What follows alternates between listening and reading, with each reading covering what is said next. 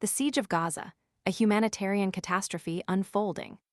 The 7-week siege of Gaza has plunged its 2.3 million residents into a desperate humanitarian crisis, a stark consequence of Israel's unilateral abandonment of a 2-month ceasefire on March 2nd.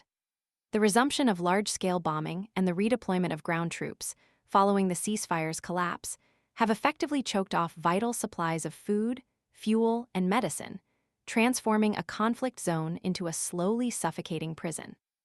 The Israeli government, while denying accusations of using starvation as a weapon, a war crime under international law, insists the siege is a necessary security measure, contingent upon the release of hostages taken during the October 7th attacks that ignited the conflict.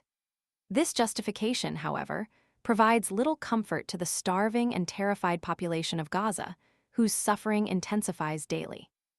The situation has deteriorated dramatically since the ceasefire ended. The near-total blockade has crippled aid delivery.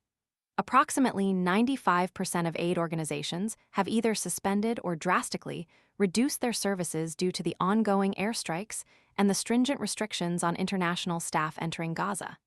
Even basic medical supplies, including essential painkillers, are dwindling, leaving the injured and sick vulnerable and exposed. The relentless bombing and the ever-expanding Israeli military buffer zones compound the tragedy. 70% of Gaza is now under Israeli evacuation orders or incorporated into these zones, severely restricting the movement of civilians and humanitarian aid. The newly established Rafah security zone alone consumes 1/5 of Gaza's total landmass. This shrinking habitable space forces the population into increasingly confined humanitarian zones, a cruel irony given the constant threat of further attacks. The recent airstrike on Al-Mawasi, the largest such zone on the southern coast, tragically claimed 16 lives, highlighting the perilous reality faced by civilians in these designated safe havens.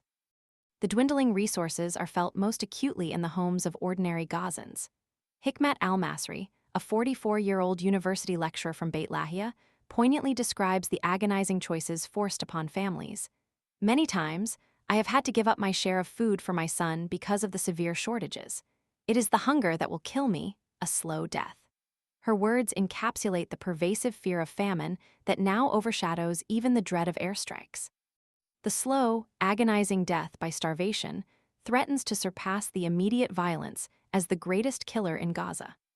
The Israeli government's plan to transfer control of aid distribution to the army and private contractors further deepens the anxieties within Gaza. This move fuels fears of long-term Israeli military presence and the potential for permanent displacement of its residents. While Israeli media reports suggest that this transition is in its early stages, the absence of a clear timeframe only exacerbates the already dire situation.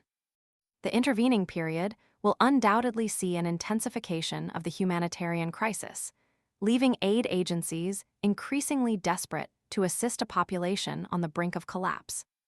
The bombing of Nasser Hospital in Khan Younis and Al-Ali Hospital in Gaza City raises alarming concerns regarding the rules of engagement followed by the Israeli military since the ceasefire's end. Aid workers express grave apprehension about the changed operational landscape, fearing that even designated safe spaces are no longer immune to attack. The siege's impact transcends the immediate suffering. The long-term consequences for the health, well-being, and future of Gaza's population are catastrophic and potentially irreversible. The psychological trauma inflicted by constant fear, the crippling of essential services, and the complete disruption of daily life will leave lasting scars on a generation.